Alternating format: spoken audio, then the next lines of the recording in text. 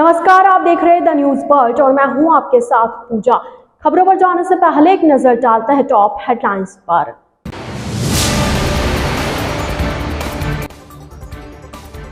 विधानसभा चुनाव में अब 7 दिन शेष, प्रत्याशी लगा रहे जोर आजमाइश, जनसंपर्क तेजी पर।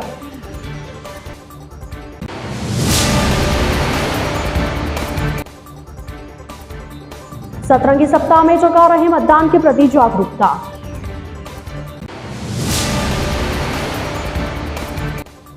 शहर में मेजर शैतान सिंह की शहादत को श्रद्धा से किया नमन।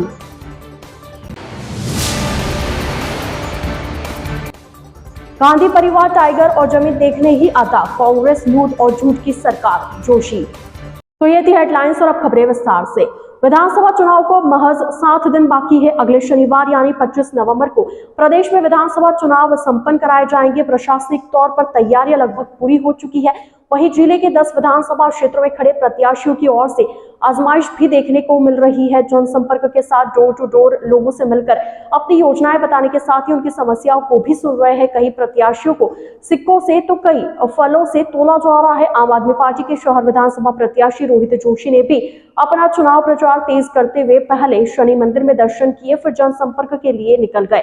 उन्होंने सरदारपुरा में बी और सी रोड के साथ ही 5वीं रोड पर अपना जनसंपर्क बढ़ाया, लोगों की समस्याओं को भी सुना और समाधान की बात की। शहर विधायक प्रत्याशी मनीषा पवार शास्त्री नगर एच सेक्टर पहुंची। यहाँ क्षेत्रवासियों ने आतिशबाजी से अभिनंदन किया। यहाँ जनसंपर्क करने के दौरान मनीषा पवार का हर घर में आरती कर कुमकुम तिलक व गुड़ से मुंह मीठा कराया गया। बुजुर्गों ने पवार को आशीर्वाद देकर चुनाव में विजय होने का संकेत दिया।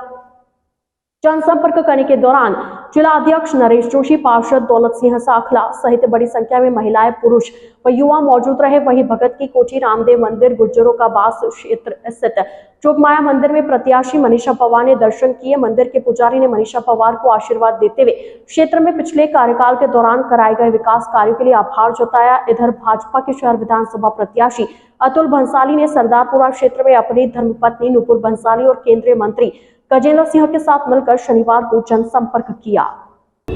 आज हम लोग हमारा कैंपेनिंग जो शुरू हुआ है वो हम लोग बॉम्बे मोटर से हमने शुरू किया है, जिसका हम लोग सरदारपुरा होके यहाँ पे नवल बस्ती होके हम लोग बी रोड सी रोड जो एरिया कैप्चर करेंगे, जिसके हम लोग यहाँ पे लोगों को अवगत कराएंगे आम आदमी पार्टी क्यों आई है, वो यहाँ क्या काम करेगी, किस तरह से काम करेगी और आपका जो विधानसभा है जिससे मुझे टिकट मिला है उसको कैसे हम लोग आगे चमन करेंगे। तो इसी के साथ हम लोग यहाँ से सरदारपुरा होके शास्त्री निकलेंगे और उसके शाम का हमारा कैंपिंग प्रोग्राम है भगत की कोठी एरिया का। तो मैं तो आप लोगों से इतना ही कहूंगी कि आपके बीच में एक बार पुनः आपकी बहन, आपकी बेटी जो 5 साल आपके साथ रही,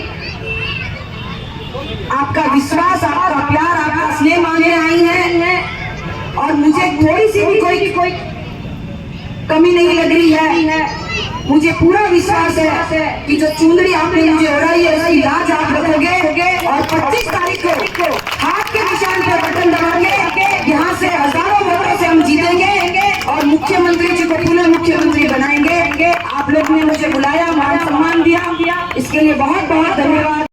भारत निर्वाचन आयोग एवं मुख्य निर्वाचन अधिकारी जयपुर के निर्देशानुसार विधानसभा चुनाव 2023 में मतदाता जागरूकता एवं मतदान प्रतिशत में वृद्धि सुनिश्चित करने के लिए जिले में मतदान से पूर्व सतरंगी सप्ताह का आयोजन किया जा रहा है। इस सप्ताह के अंतर्गत आज तीसरे दिन सामाजिक न्याय एवं अधिकारिता विभाग द्वारा ब्लू थीम पर सुबह ट्रांसजेंडर व घुमंतु ग्रुप को लक्षित करते हुए कर्तव्य पथ पर राष्ट्रहित में थीम पर वॉकथॉन का आयोजन किया गया। स्वीप नोडल अधिकारी एवं जिला परिषद के मुख्य कार्यकारी अधिकारी अभिषेक सुराणा ने बताया कि जिले में सतरंगी सप्ताह के अंतर्गत आगामी 22 नवंबर तक विभिन्न गतिविधियों का आयोजन किया जाएगा। सतरंगी सप्ताह के आज कचेर परिसर में वॉकथॉन को हरी झंडी दिखाकर रवाना किया गया, जो पावटा नागोरी गेट घंटाघर होते हुए नई सड़क पर पहुंचकर संपन्न हुई।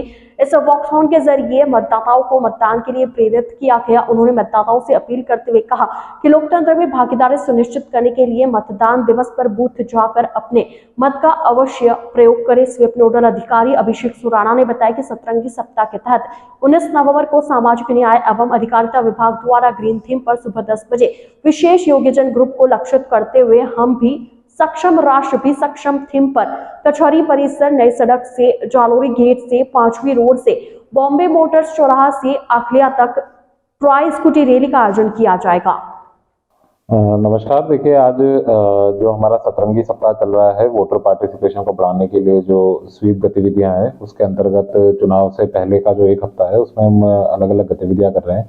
इसी क्रम में आज तीसरा दिन है सतरंगी सप्ताह का, और आज एक वॉकाथॉन और रैली के माध्यम से जो हमारी मार्जिनलाइज कम्युनिटीज़ है, जैसे घुमंतु लोग हैं और हमारे ट्रांसजेंडर्स हैं, पर्सन विद डिसेबिलिटीज़ हैं, इन्होंने एक रैली कलेक्ट्रेट से ये घंटाघर तक एक रैली निकाली है, जिसके माध्यम से मतदाता पार्टिसिपेशन बढ़ाने का संदेश इन्होंने दिया है, जो नागौरी गेट और गुलाब सागर होते हुए घंटाघर तक जाएगी। और मेरा सभी लोगों से अनुरोध है, विशेषकर जो मार्जिनलाइज सेक्शन है सोसाइटी के, PWDs हैं, पर्सन विद डिसेबिलिटीज, दिव्यांगजन जिनको हम कहते हैं, ट्रांसजेंडर्स हैं, और जो हमारे घुमंतु जो लोग हैं, सभी से अनुरोध है कि अधिक से अधिक संख्या में 25 तारीख को मतदाता दिवस के दिन अपना वोट दें और लोकतंत्र में अपनी भागीदारी निभाएं। भारतीय जनता पार्टी के राष्ट्रीय अध्यक्ष जेपी नड्डा का जोधपुर आने पर भाजपा नेताओं ने एयरपोर्ट पर स्वागत किया।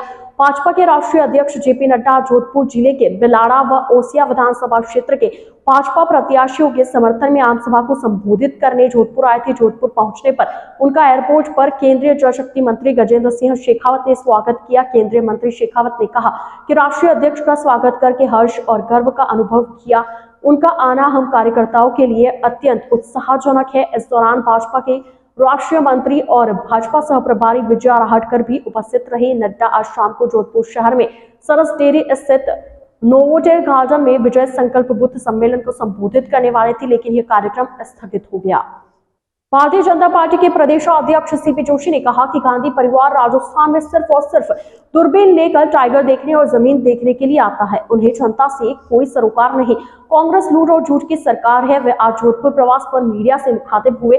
जोशी ने कहा कि प्रधानमंत्री नरेंद्र मोदी की चलाई योजनाओं का नाम बदलकर कांग्रेस आगे चल रही है। आयुष्मान योजना नहीं होती तो चिरंजीवी कहां से आती। मोदी जी ने जो कहा वह कर दिखाया। जनता का मोदी जी और भाजपा में विश्वास बढ़ा है, तभी तो हर क्षेत्र का व्यक्ति, चाहे वह राजनीति का हो या फिर सामाजिक या अन्य क्षेत्र, वो भाजपा की सदस्यता ग्रहण कर रहे हैं। ऐसा माना जा सकता है कि लोगों में मोदी जी और भाजपा पर विश्वास बढ़ा है। भाजपा प्रदेश अध्यक्ष जोशी ने प्रदेश के कांग्रेस सरकार पर निशाना साधते हुए कहा कि यह लूट और झूठ की सरकार है। यहाँ पर किसानों को चलने के साथ कभी गरीब का नहीं सोचा गया। कांग्रेस परिवारवाद की राजनीति में फंस गई है। अपने चुनावी घोषणा पत्रों में बिजली दरें नहीं बढ़ाने की बात की थी, मगर दरें बढ़ाकर किसानों से धोखा किया। केंद्र सरकार किसानों को पहले से ही 6000 प्रतिवर्ष दे रही है। यदि डबल इंजन की सरकार बन गई तो यह राशि दोगुनी यानी 12000 कर दी जाएगी। हर गरीब को पक्का मकान मिले, गरीब को खाना और बेरोजगारों को रोजगार मिले, यही भाजपा का मोटिव है। देखिए, चिरंजीवी योजना, मैं कहता हूं कि भामाशाह योजना पिछली सरकार में भारतीय जनता पार्टी की सरकार में थी, लेकिन उसके बाद आयुष्मान भारत योजना देश में आई। उसके बाद, उससे पहले क्या इनको नहीं दिखाई देता था कि हम गरीबों के लिए, उनके स्वास्थ्य के लिए कुछ काम करें? लेकिन उस चिरंजीवी योजना का नाम बदलकर आज कितने लोगों को 10 लाख से ज़्यादा लाभ मिला, ये हम लोगों ने इसका रिसर्च करना चाहिए। और ये जो दायरा बढ़ाया है, उसके पीछे क्या भ्रष्टाचार का खेल है, इसकी भी हमने जांच करनी। आज अस्पताल वाले हाथ जोड़ते हैं कि भैया हमें इस दिशा में हमने कोई काम नहीं करना। तो कहीं कहीं इस दिशा में भारतीय जनता पार्टी की सरकार नहीं, देश नहीं, दुनिया की सबसे बड़ी हेल्थ इंश्योरेंस की पॉलिसी है आयुष्मान भारत योजना, जिसके माध्यम से सब लोगों को स्वास्थ्य का लाभ इसमें मिलता है। लेकिन चिरंजीवी योजना ने कहीं कहीं भ्रष्टाचार के खेल में लोगों के साथ धोखा किया है। केंद्र सरकार मनरेगा योजना, चाहे पेंशन योजना भारत सरकार की, इन योजनाओं को अपना बताकर पब्लिक में जाना, लेकिन जनता सब जानती है ये कल्याण के काम मोदी सरकार आने के बाद शुरू में। तो लोग कहीं कहीं न्यायालय की शरण ली तो 2 बार सरकार गई नहीं और तीसरी बार हलफनामा दिया, एफिडेविट दिया, लिखित में दिया कि हम कोई गारंटी कार्ड इन महिलाओं को नहीं देने वाले। तो किस प्रकार से लूट और झूठ की सरकार, धोखा देना, सिर्फ वादे करना। उज्ज्वला का कनेक्शन भी आप देखिए कि 500 के होर्डिंग लगाए हुए हैं, 500 में 300 मोदी सरकार दे रही है। ये भी अगर लगाते तो अच्छा होता। आप इतने वर्ष कई बार मुख्यमंत्री रहे, किसी गरीब के आवास की नहीं सोची, उसके उज्ज्वला के कनेक्शन की नहीं सोची, उसके स्वास्थ्य की नहीं सोची, दिव्यांग भाइयों के लिए नहीं सोचा। अगर आयुष्मान भारत नहीं होता तो ये चिरंजीव नहीं आता। तो इसलिए हम सब लोग आज ये सब लोग भारतीय जनता पार्टी का कुनबा बढ़ रहा है, परिवार बढ़ रहा है, तो उसके पीछे कारण है भारतीय जनता पार्टी में विश्वास और कांग्रेस के प्रति अविश्वास कि इन्होंने हमेशा झूठ बोलकर सत्ता में आए, उसके बाद कुर्सी बचाने और भ्रष्टाचार करने के अलावा कुछ नहीं किया। बस यही आप सब लोगों के बीच में बातचीत करनी थी। बहुत धन्यवाद। परमवीर चक्र विजेता मेजर शैतान सिंह के 61वें बलिदान दिवस पर शनिवार सुबह पावटा सर्कल पर श्रद्धांजलि समारोह आयोजित किया गया।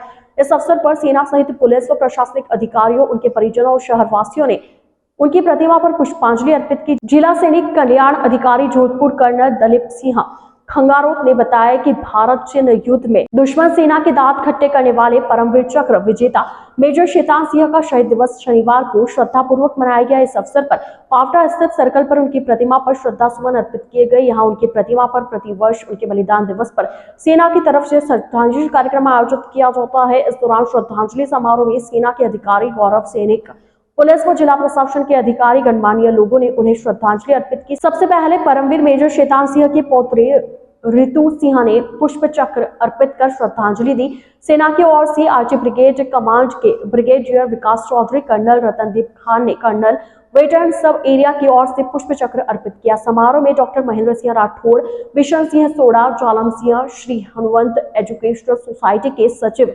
राजेंद्र सिंह लीलिया ने पुष्प चक्र अर्पित कर परमवीर को श्रद्धांजलि दी। सेना की ओर से कार्यक्रम का कोऑर्डिनेशन मेजर अभिषेक सिंघवी ने किया व कार्यक्रम का संचालन कैप्टन अंजलि नायर ने किया। समारोह के दौरान कर्नल रतनदीप खान के निर्देशन में व सार्जेंट सुरेंद्र सिंह निम्बेड़ा की मैकेनाइज्ड इन्फेंट्री की टुकड़ी ने परमवीर को गार्ड ऑफ ऑनर व सशस्त्र सलामी दी।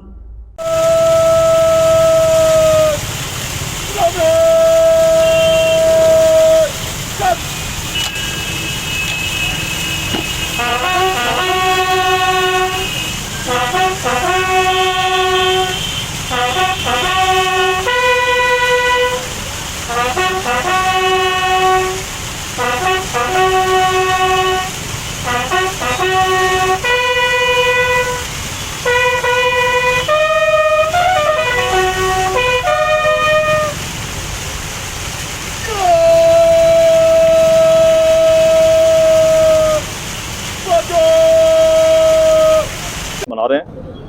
यहाँ पर बड़ी संख्या में प्रशासनिक अधिकारी, सैन्य अधिकारी, पूर्व सैन्य अधिकारी, गौरव सेनानी, आम नागरिक और स्कूली छात्र सभी पुष्पांजलि अर्पित करने के लिए उपस्थित हैं।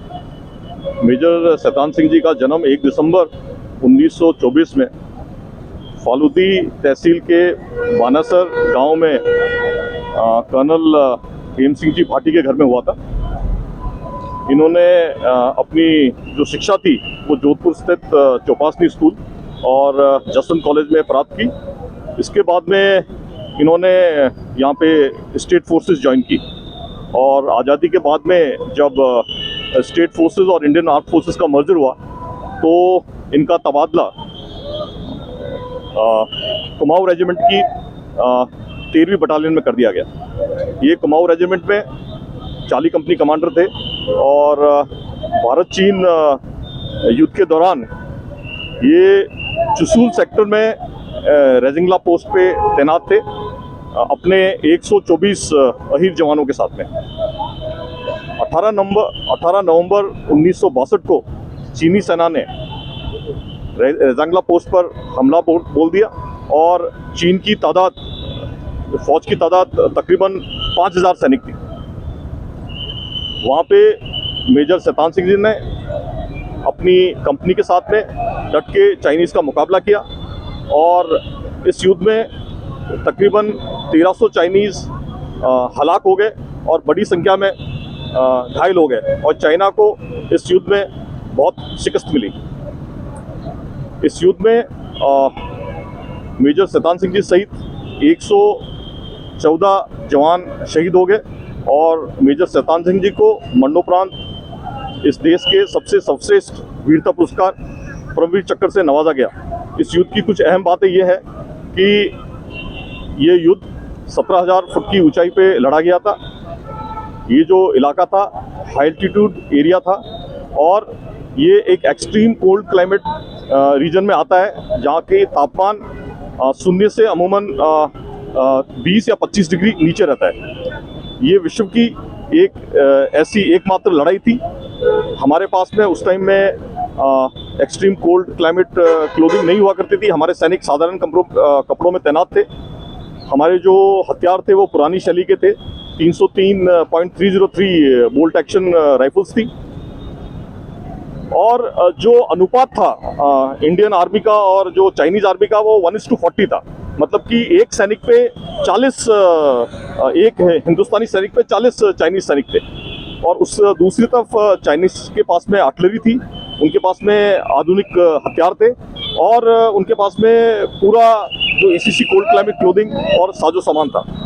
तो ये एक जो इन्होंने मिसाल सेट की वो आज भी कायम है और आज के दिन हम इस महान महानायक को श्रद्धांजलि देते हैं, उनको याद करते हैं और नमन करते हैं।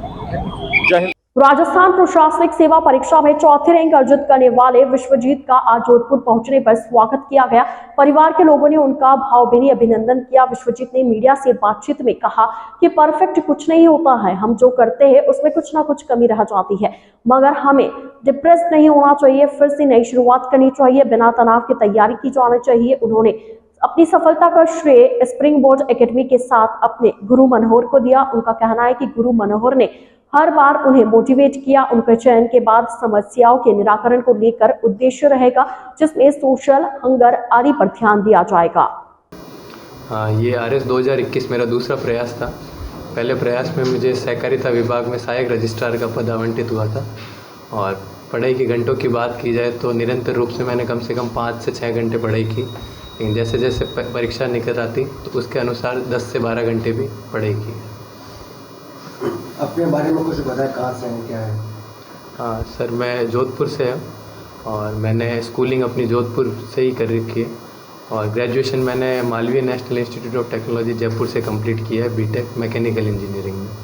उसके बाद से ही मैंने सिविल सेवा की परीक्षा शुरू कर दी थी 2016 में और 2018 मेरा पहला प्रयास था और 2021 वाला अभी जो जिसमें चौथी रैंक आई वो मेरा सेकंड प्रयास था। अभी आप कहाँ पे कार्यरत हैं? अभी मैं पाली में पोस्टेड हूँ, सहकारिता विभाग में। सर, इस जर्नी के अंदर स्प्रिंग बोर्ड एकेडमी जोधपुर का ही मार्गदर्शन रहा और पर्सनली मनोहर सर ने गाइड किया और जब भी कहीं ना कहीं ऐसे लो मोमेंट्स आते थे तो कहीं ना कहीं सर ने हमको हमेशा मोटिवेट रखा और उसकी वजह से आज ये सफलता को हम हासिल कर पाए। आपको इस रैंक की उम्मीद थी? हाँ सर, मुझे निश्चित तौर पे ऐसा लग रहा था कि टॉप 50 में तो आनी चाहिए, क्योंकि मैंने जो भी अपनी कमियां थी उस पर बहुत काम किया था और निरंतर रूप से मेरा आंसर राइटिंग और टेस्ट सीरीज़ जो मैं कभी नहीं छोड़ता था, तो मुझे ये उम्मीद थी कि टॉप 50 में आऊँगा, लेकिन चौथी रैंक आना मेरे लिए खुद के लिए एक सरप्राइजिंग था। तो आपको क्या लगता है कि मतलब ज़्यादातर आदमी को कौन सी कमियां हैं जो कहीं कहीं रोकती है? वो कमियों को कैसे, जैसे आपने भी अपनी कमियों के बारे में बताया कि उनको मैंने दूर करके चौथी रैंक हासिल की, तो अगर आपके तो जो दूसरे मेहनत करें उनके लिए क्या है कि वो उन कमियों का ध्यान रखते हुए कार्य करें ताकि वो उनके मुकाबला करें? एक हमारे अंदर परफेक्शनिस्ट एटीट्यूड होता है कि हम चाहते हैं कि हर चीज़ परफेक्ट हो, तो वो कभी नहीं हो सकती। जब भी आप टारगेट सेट करो, आप कल का टारगेट 100% सेट करते हो, तो अगर आप उसका 80 to 90% भी अचीव कर रहे हो तो उसमें भी हमको एक तरीके से सेटिस्फेक्शन होना चाहिए, ना कि हम डिप्रेस्ड हो जाए कि हमने 100% क्यों नहीं किया। और इस प्रिपरेशन ऐसी है जिसमें आपको कंसिस्टेंटली अगर आप 70 to 80% भी अपने टारगेट कंप्लीट कर रहे हैं तो ईजिली आप इसको क्लियर कर सकते हो। द न्यूज वर्ल्ड के इस बुलेटिन में फिलहाल वक्त हो चला एक छोटे से ब्रेक का। ब्रेक के बाद जल्द हाजिर होंगे, आप बने रहिए द न्यूज वर्ल्ड के साथ। नौकरी को कही हुई हो? मंत्री के रिश्तेदारा ने मिल गई। गुस्सो कोनी आवे? आवे है, बहुत गुस्सो आवे है, पर ये गुस्सा ने मैं सगला 25 नवंबर को चुनाव के दिन निकालांगा। इस बार प्रदेश का युवा कमल का बटन दबावेगा और राजस्थान में भाजपा की सरकार लावेगा। पारदर्शी भर्तियां और रोजगार दिलाएंगे, भाजपा को लाएंगे। कमल का बटन दबाएं, भाजपा को पूर्ण बहुमत से जिताएं। राजस्थान के दुखी किसानों की दास्तान। क्यों रो रही हो? कर्ज माफी का वादा करके इन लोगों ने किसानों को भूखा मरने के लिए छोड़ दिया। मैंने कहा था ना, इन झूठों को वोट नहीं देना। देख लिया ना, पति बिस्तर पर है और घर में खाने को अनाज नहीं। बहन, पूरे राजस्थान ने देखा कैसे 19,000 से अधिक किसानों की जमीनें नीलाम हुई, पर अब बस किसान सम्मान पाएंगे, भाजपा को लाएंगे। कमल का बटन दबाएं, भाजपा को जिताएं। यो निशान मने और हमारी छोरी ने इज्जत से जीना सिखावेगा। हिम्मत ना होगी किसी की जो अब हमारी बेटी पर बुरी नजर डाले। अब की बार पूर्ण बहुमत के साथ राजस्थान में भाजपा की सरकार लाएंगे। बहन बेटियों को सुरक्षा दिलवाएंगे, भाजपा को लाएंगे। कमल का बटन दबाएं, भाजपा को पूर्ण बहुमत से जिताएं।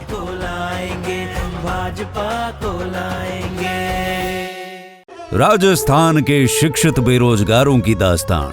क्या चल रहा है भाया?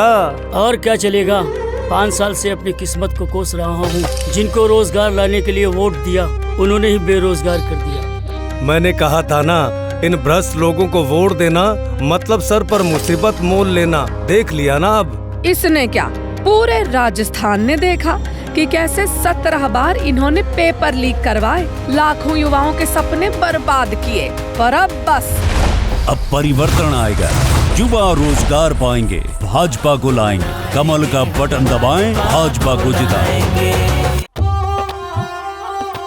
मोदी की गारंटी, किसान सम्मान निधि बढ़ाकर करेंगे रुपए 12,000। समृद्ध होगा अन्नदाता, खुशियां बढ़ेंगी अपरंपार। राजस्थान के किसानों को खुशहाल बनाने के लिए कमल का बटन दबाएं, भाजपा को जिताएं। मोदी साथ राजस्थान।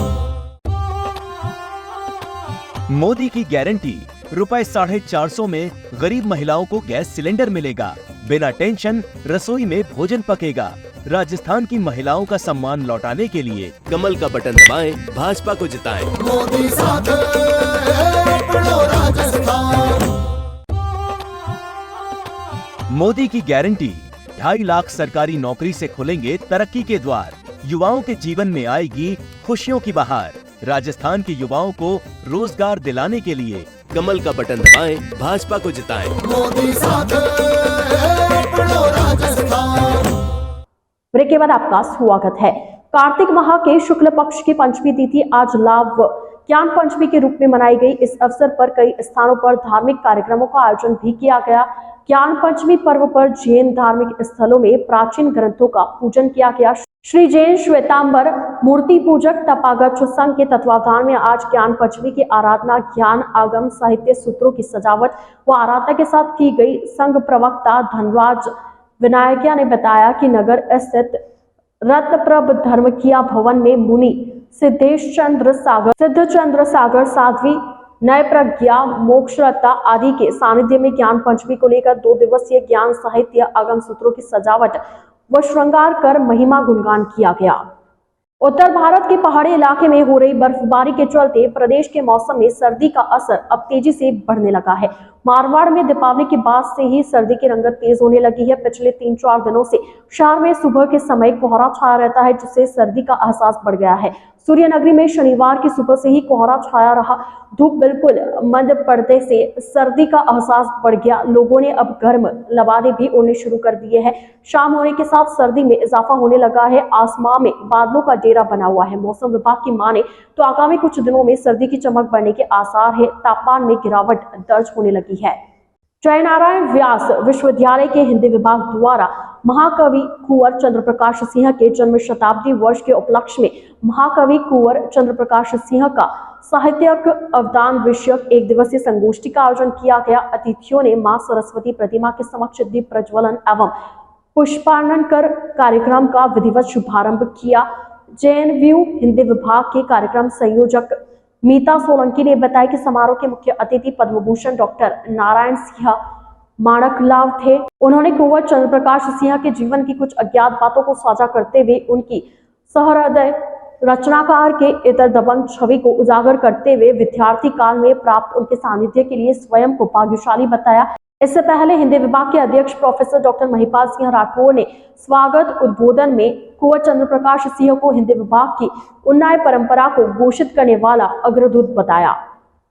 यह वर्ष कुंवर चंद्र प्रकाश जी के जन्म शताब्दी समारोह के रूप में पूरे भारतवर्ष में मनाया जा रहा है और जयनारायण व्यास विश्वविद्यालय का यह सौभाग्य है कि वे यहाँ भी हिंदी विभाग के अध्यक्ष रहे और कला संकाय के अधिष्ठाता रहे और हम यहाँ आज एक दिवसीय संगोष्ठी में कुंवर चंद्र प्रकाश सिंह जी के साहित्यिक अवदान पर आज चर्चा कर रहे हैं। इस कार्यक्रम की अध्यक्षता कर रही हैं कला संकाय की अधिष्ठाता प्रोफेसर सरोज कौशल जी और कार्यक्रम के विशिष्ट अतिथि हैं पद्म भूषण डॉक्टर माणक सिंह जी माणक लाव और कार्यक्रम में स्वागतीय उद्बोधन के लिए हैं हिंदी विभाग के अध्यक्ष डॉक्टर प्रोफेसर महिपाल सिंह जी राठौर। और ये कार्यक्रम इसमें लगभग 50 से ऊपर हमारे पास पंजीकरण आए हैं। हमने पंजीकरण निःशुल्क रखा है।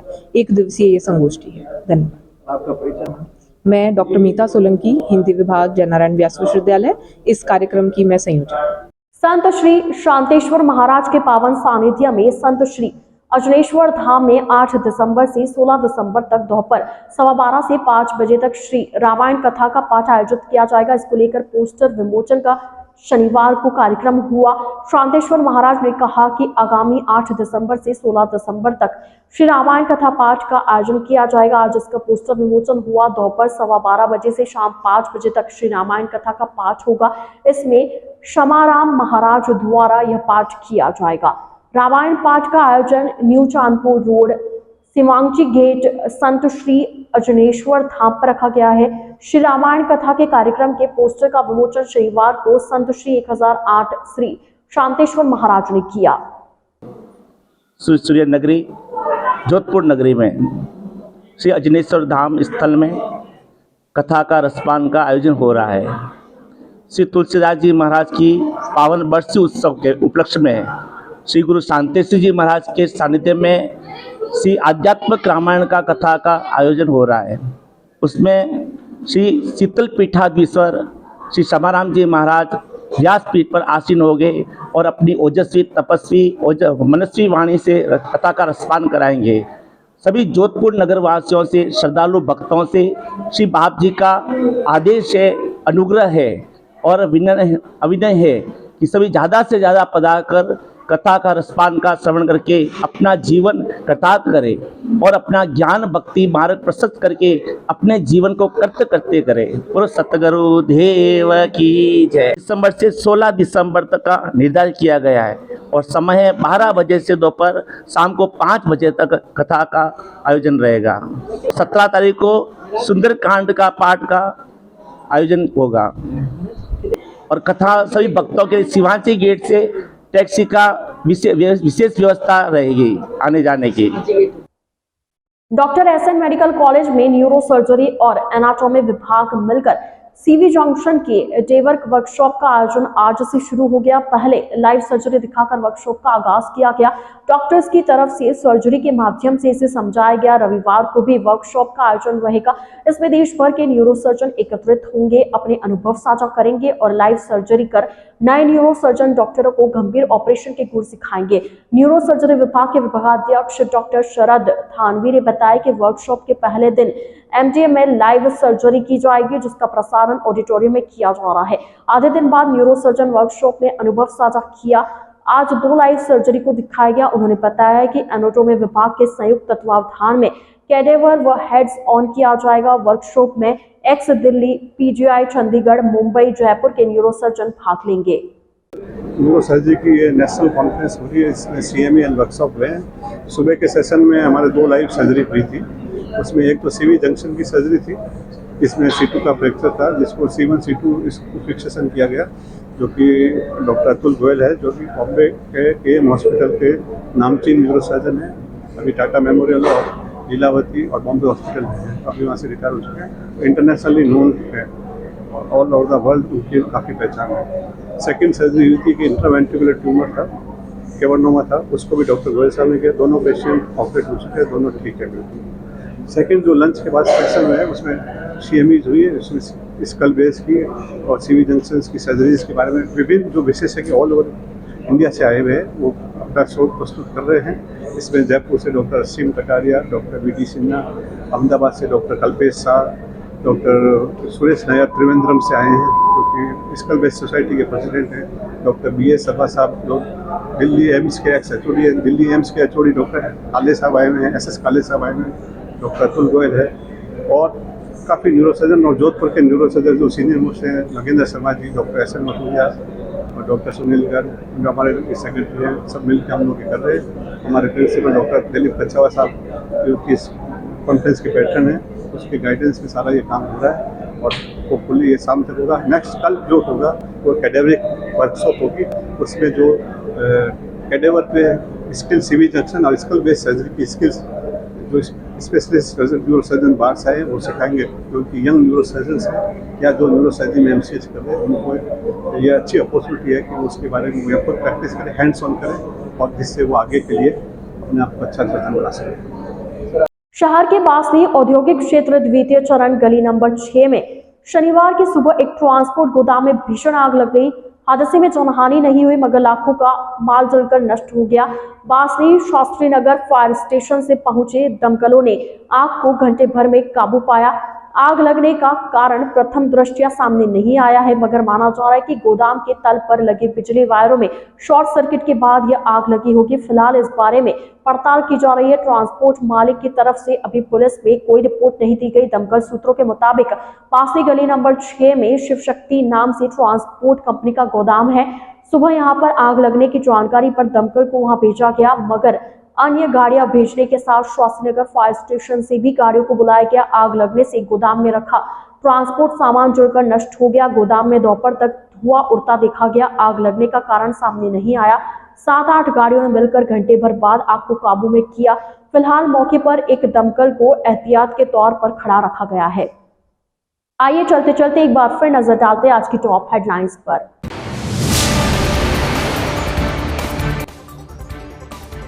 विधानसभा चुनाव में अब 7 दिन शेष, प्रत्याशी लगा रहे जोर आजमाइश, जनसंपर्क तेजी पर।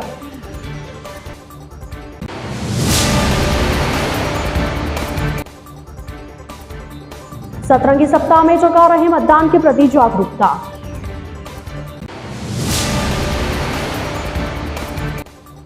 शहर में मेजर शैतान सिंह की शहादत को श्रद्धा से किया नमन।